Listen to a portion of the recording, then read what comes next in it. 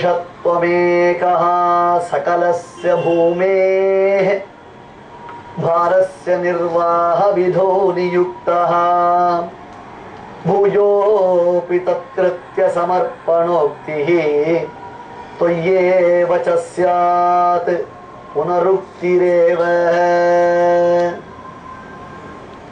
வைகுண்டலோகத்தில் பரவாசுதேவனான பகவான் ஒரு ஆலோசனை செய்தார். யதா யதா ஹி தர்மஸ்ய கிளானிர்பவதி பாரத அப்யுத்தானம் அதர்மஸ்ய ததாத்மானம் ஸ்ருஜாம்யஹம் என்பது பகவத்கீதையின் 4வது அத்தியாயத்தில் கண்ண பரமாத்மா சொன்ன வாக்கியம். அர்ஜுனா, எப்பொழுது எல்லாம் தர்மத்தினுடைய வாட்டம் உண்டாகிறதோ, தர்மம் குறைந்து கொண்டோ வருகிறதோ, அப்பொழுது நான் என்னுடைய அவதாரத்தை செய்து அந்த வாடி இருக்கக்கூடிய தர்மத்தை மறுபடியும் உத்தாரணம் செய்கிறேன். சாதுக்களை ரட்சிப்பதற்காகவும் அசுரர்களை எல்லாம் மாய்ப்பதற்காகவும் தான் என்னுடைய அவதாரங்கள் உண்டாகின்றன. சுவாமி ஸ்ரீ வேதாந்தரேசிகன் சாதிப்பார், பயிரில் களை போல் அசுரரை காய்ந்தான் தம் கை. எப்படி நாம் வைத்த பயிர் நல்ல பொன்விளையும் பூமியில் நாம் நன்கு உத்தமமான விதைகளை நட்டு வைத்து அந்த விதைகள் நன்கு செழித்து கிளைத்து பால் பிடிக்கக்கூடிய சமயத்தில், கண்ணும் கருத்துமாக அதை ரட்சித்துக் கொண்டு வரக்கூடிய சமயத்தில் நாம் வயலுக்கு பாய்ச்சக்கூடிய தண்ணீரினால் களை செடிகளும் உடன் உண்டாகின்றன. அப்பொழுது களை இருந்தால் இருந்து விட்டு போகட்டுமே, நம்முடைய பயிர் தான் வளர்கிறது என்று நினைத்தோமேனால் கடைசியில் களை வளர்ந்து நம்முடைய பயிரை அது முழுவதுமாக அழித்து விடுமா போலே, நாம் அந்த சமயத்தில் களை எடுத்தால் தான் பயிர் பிழைக்குமா போலே, அசுரர்கள் அசுர சுபாவம் கொண்டவர்கள் வைதிக தர்மானுஷ்டானத்தை எல்லாம் குலைப்பவர்களை எல்லாம் களையெடுத்து வைதிக தர்ம ஸ்தாபனத்தை செய்வதற்காக நான் எப்பொழுதும் அவதாரம் செய்கிறேன் என்று பரமாத்மா கண்ணன் இங்கே பகவத்கீதையில் அருளி செய்தான். அந்த படித்தான் இப்பொழுது தான் நேரடியாக அவதாரம் செய்யாமல் தன்னுடைய அம்சபூதராக ஆதிசேஷன் இங்கே அவதாரம் செய்ய வேண்டும் என்று பெருமானுடைய சங்கல்ப விசேஷம். ஏனென்றால் இது சத்யவிரத க்ஷேத்திரம். யஸ்து சத்யவிரதம் நாம க்ஷேத்திரம் பரமபாவனம் என்று புராணங்களில் இந்த க்ஷேத்திரத்திற்கு மகிமை சொல்லப்படுகிறது. இந்த சத்யவிரத க்ஷேத்திரத்தின் நாயகபூதனாய் விளங்கக்கூடியவன் தேவாதிராஜனாம் தேவப்பெருமாள் வரதராஜ சுவாமி, அயர் வரும் அமரர்கள் அதிபதி. அந்த பெருமானுடைய திருவடிவாரத்தில் ஸ்ரீ வைஷ்ணவ சம்பிரதாய சித்தாந்த நிர்தான சார்வபௌமராக ஒரு மகான் அவதாரம் செய்து இனி எச்சைக்கும் 7 ஜென்மங்களுக்கும் 7 வருடங்களுக்கும் 7000 வருடங்களுக்கும் அல்லது 7 கல்பங்களுக்கும் இந்த ஸ்ரீ வைஷ்ணவ சம்பிரதாயத்திற்கு எந்த குறைவுபாடும் வராமல் ஒருவர் தான் ஸ்தாபனம் செய்ய போகிறார் என்றால் அதற்கு எத்தனை விதமான ஆலோசனைகள் எம்பெருமான் செய்திருப்பான். ஆகையால் தான் ஆதிசேஷன் கைங்கரிய ஸ்ரீமான் அனந்தாழ்வான் என்ற அவருக்கு திருநாமம் இருந்தால் கூட அவர் செய்த கைங்கரியத்தின் பெருமையினாலே அவருக்கு ஆதிசேஷன் ஆதிசேஷன் அதாவது சேஷத்ஞான சம்பந்தத்தை உடையவர்.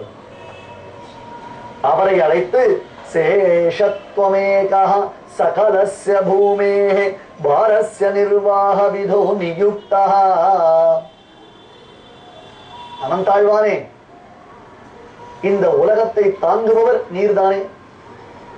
இந்த உலகம் இப்படி ஆதிசேஷனுடையதான சிரசின் மீது ஆதிசேஷனுடைய பணத்தின் மீது இந்த உலகம் நிறுத்தப்பட்டிருக்கிறது. பூமியை தாங்குபவர் யார்? ஆதிசேஷன். அதை நாம் சாஸ்திர ரீதியாக பார்த்தோமேனால் முதலில் ஆதி கூர்மம், அந்த ஆதி கூர்மத்தின் மேற்பகுதியில் ஆதிசேஷன், அதன் பிறகு பூமி. இப்படியாக இந்த பூகோளத்தை தாங்குபவர் ஆதிசேஷன் வர்ணிக்கப்படுகிறது.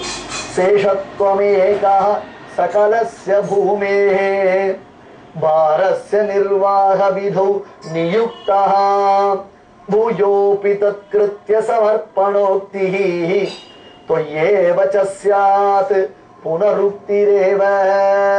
மறுபடியும் இந்த பூபாரத்தை தாங்குவதற்காக நீர் அவதாரம் செய்ய வேண்டியது. அதான் தாங்கிக் கொண்டிருக்கிறாரே சுவாமி. இப்பொழுது புதியதாக தாங்க வேண்டும். இன்னொரு பூமியை பரமாத்மா சிருஷ்டிக்க போகிறானா?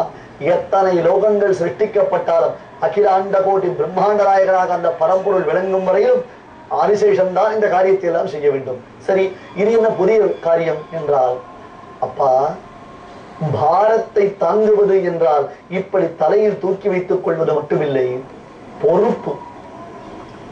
பாரம் என்பதற்கு கனமானது வலுவானது என்பது மட்டும் பொருள் அல்ல, பொறுப்பு என்பதும் ஒரு பொருள்.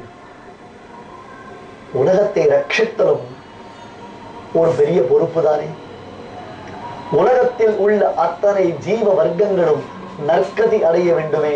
அந்தனர் அந்தியர் எல்லையில் நின்ற அனைத்துலகும் நொந்தவரே முதலாக என்று சுவாமி ஸ்ரீ தேசிகன் அருளி செய்யும்படியாக அத்தனை ஜீவ வர்க்கங்களும் நற்கதி அடைவதற்கு உய்வதற்கு ஒரே வழி உடையவர் திருவடி என்னும் இந்த ஒரு உத்ரோஷம் உலகெங்கிலும் எதிரொலிப்பதற்கு சரணாகதி தர்மம், சரணாகதி மார்க்கம் பக்தியில் சொன்ன வார்த்தை, அதற்கு முன்பாக வராக அவதாரத்தில் சொன்ன வார்த்தை, அதன் பின்னர் ராமாவதாரத்தில் சொன்ன வார்த்தை, இப்படி மெய்மை பெரு வார்த்தை, கடற்கரை வார்த்தை, தேர்த்தட்டு வார்த்தை என்னும் இந்த வார்த்தைகளின் பொருளை உலகம் உணர்வதற்கு, உணர்ந்து தாங்கள் அனுஷ்டிப்பதற்கு நீர் சென்று ஓர் அவதாரத்தை செய்ய வேண்டியது.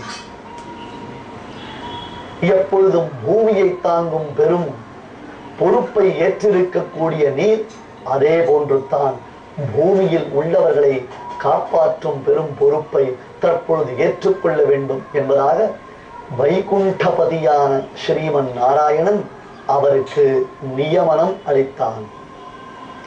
இங்கே குரு பரம்பரையில் ஒரு சில பெரியோர்கள் சுவாமி ராமானுஜரை ஆதிசேஷனுடைய அவதாரம் என்று கொண்டாடுகிறார்கள். திருவரங்க தமுதனார் தான் அருளி செய்திருக்கக்கூடிய ராமானுஷ நூற்றந்தாதி என்னும் உத்தமமான அந்த திவ்ய பிரபந்தத்தில் எம்பெருமானுடைய 5 ஆயுதங்கள் சுவாமி ராமானுஜராக அவதாரம் செய்தருளின என்று வர்ணிக்கிறார். அதுபோன்றே சுவாமி ஸ்ரீ வேதாந்த தேசிகனும் எம்பெருமானுடைய திருக்கை ஆயுதங்கள் அவதாரம் செய்தன. அல்லது விஸ்வக்சேனர் எம்பெருமானுடைய படைத்தளபதி சேனை Mudaliar lieutenant commander in chief, அந்த விஸ்வக்சேனர் தான் பகவத் ராமானுஜராக அவதாரம் செய்தார். விஸ்வக்சேனோ யதிபதி ரபூத் வேத்ரசாரஸ் திரிதண்டஹா. விஸ்வக்சேனராம் சேனை முதலியாரே ராமானுஜராக பிறந்தார். அவர் திருக்கையில் இருக்கக்கூடிய திரு பிரம்புத்தான் சுவாமி ராமானுஜர் கையில் திருதண்டமாக விளங்குகிறது என்று வர்ணிக்கிறார். இது மகான்களுடைய அனுபவம் தானே. ஒவ்வொருத்தருக்கும் ஒவ்வொரு விதமான அனுபவம் உண்டு. ஆதிசேஷனுடைய அவதாரமாக இருந்தாலும், விஸ்வக்சேனனுடைய அவதாரமாக இருந்தாலும், எம்பெருமானுடைய பஞ்ச ஆயுதங்களுடைய அவதாரமாக இருந்தாலும், இவை அனைத்தும் ஒன்று திரண்டதான ஒரே வடிவு. திரிஜகத் புண்ணிய பலம் திருதண்டஹஸ்தம். சுவாமி தேசிகன் யதிராஜ சப்ததியில் போற்றுவார். திரிஜகத் புண்ணிய பலம் திருதண்டஹஸ்தம். உலகின் பாக்கியம்தான் யதிராஜர் திருக்கையில் விளங்கும் அந்த திருதண்டம். இந்த 3 லோகங்களுடைய பாக்கியம் தான் யதிராஜர் திருக்கையில் விளங்கக்கூடிய திருதண்டம் என்று கொண்டாடுகிறார். ஆகையால் ஆதிசேஷன் என்னும் அந்த அனந்தாழ்வானுக்கு நியமனம் ஏற்பட்டது. இதை அடியொற்றி பெரியோர்கள் மற்றொரு சுவாரஸ்யமான ஸ்லோகத்தை சாதிப்பது உண்டு. அனந்த பிரதமம் ரூபம் லக்ஷ்மணஸ்து ததः பரம் பலபத்ரஸ்திருதீயஸ்து கலௌ கஷ்சித் பவிஷ்யதி கலௌ ராமானுஜோ முனிஹி. அனந்த பிரதமம் ரூபம், முதல் அவதாரம் அனந்தாழ்வான் ஆதிசேஷன் வைகுண்டத்தில். அனந்த பிரதமம் ரூபம் லக்ஷ்மணஸ்து ததः பரம். அதற்கு அடுத்த பிறவி, அடுத்த அவதாரம் ஸ்ரீ ராமாவதாரத்தில் திரேதாயுகத்தில் ராமானுஜனாக ராமனுடைய திருத்தம்பியாக இளையாழ்வாராக அவதாரம் செய்தார். இளையாழ்வார் என்பது லக்ஷ்மணனுக்கு திருநாமம். லக்ஷ்மணஸ்து ததः பரம். மூன்றாவது பலபத்ரஸ்திருதீயஸ்து. அடுத்தது திரேதாயுகம் முடிந்தது, துவாபர யுகத்தில் ராமானுஜனாம் கண்ணனுக்கு பூர்வஜனாக. அது என்ன சுவாமி? கிருஷ்ணனுக்கு ஒரு திருநாமம் உண்டு தெரியுமோ? ராமானுஜன். என்னது? அனுஜன் என்றால் தம்பி. ராமஸ்ய அனுஜகா ராமானுஜகா, ராமனுடைய தம்பி. சுவாமி, ராமாவதாரத்தில் ராமனுடைய தம்பி புரிந்தது. கிருஷ்ணாவதாரத்தில் எப்படி ராமனுடைய தம்பி என்றால், கிருஷ்ணாவதாரத்தில் கண்ணனுக்கு தமையன் ராமன் தானே, பலராமன். பலராமன், அந்த பலராமனுக்கு தம்பி ராமானுஜன். இப்பொழுது கிருஷ்ணாவதாரத்தில் ஆதிசேஷன் பலராமனுடைய அவதாரம். கண்ணன் மகாவிஷ்ணு கிருஷ்ணனாக பிறந்தார், அங்கே மகாவிஷ்ணு ராமனாக பிறந்தார், ஆதிசேஷன் லக்ஷ்மணனாக பிறந்தார். கிருஷ்ணாவதாரத்தில் ஆதிசேஷன் பலராமனாக கிருஷ்ணனுக்கு மகாவிஷ்ணுவிற்கு தமையனாக பிறந்தார். ராமானுஜனாக அவருக்கு தம்பியாக கிருஷ்ணன் பிறந்திருக்கிறார். பலபத்ர ஸ்திருதியஸ்து 3 மறுபடியும் சொல்லுகிறேன். அனந்த பிரதமம் ரூபம், முதல் அவதாரம் அனந்தாழ்வான். இரண்டாவது லக்ஷ்மணஸ்து ததப்பரம், இரண்டாவது அவதாரம். பலபத்ர ஸ்திருதியஸ்து பலராமாவதாரம் மூன்றாவது. கலவு கஷ்சித் பவிஷ்யதி, யாரோ ஒருத்தர், ஒரு பெரிய ரகசியம், யாரோ ஒருவர் கலியுகத்தில் பிறக்கப் போகிறார், அவதரிக்கப் போகிறார். அவர் யார்? கஷ்சித். யாரவர்? யாரவர்? கலவு ராமானுஜோ முனிகி. கலியில் நம் ராமானுஷர் தேசமெல்லாம் உகந்திடவே பெரும்பூதூரில் உலகமெல்லாம் போற்றும்படியாக, உலகமெல்லாம் வாழ்ந்து போகும்படியாக, உலகமெல்லாம் ஒரு பெரும் கொண்டாட்டத்தை அடையும்படியாக இங்கே மகாத்மாவுடைய அவதாரம், மகாத்மாவுடைய ஆவிர்பாவம் ஏற்பட போகின்றது. ஆகையால் வைகுண்ட லோகத்தில் பகவானுடைய நியமனத்தை பெற்றவரான ஆதிசேஷன் தான் அவதாரம் செய்வதற்கும் தனக்கு தகுந்ததொரு தாய் தந்தையரை எதிர்பார்த்து கொண்டு பிதரம் ரோச்சயாமாச என்று ஸ்ரீமத் ராமாயணத்தில் தனக்கு தகுந்த தந்தையை நோக்கி கொண்டு ராமன் காத்திருந்தார் போலே காத்திருந்தார். ஆம், அவர் காத்திருந்த தாய் தந்தையர் இங்கே ஸ்ரீ பெரும்புதூரில் அனந்த சரஸ் என்னும் புஷ்கரணியின் கரையில் ஆதிகேசவ பெருமானிடத்தில் அச்சஞ்சல பக்தி பூண்டவர்களாய் உத்தமமான யாகங்களினாலேயும் யஜ்ஞங்களினாலேயும் பகவானை ஆராதிக்கக்கூடிய கேசவ சோமயாஜி காந்திமதி தம்பதியர், புண்ணியமான அந்த தம்பதியரின் புகழ் பாடிக்கொண்டு நம் புண்ணியத்தின் பயனாக சுவாமி ராமானுஜருடைய அவதாரத்தை எதிர்பார்த்து நாம் காத்திருக்கிறோம்.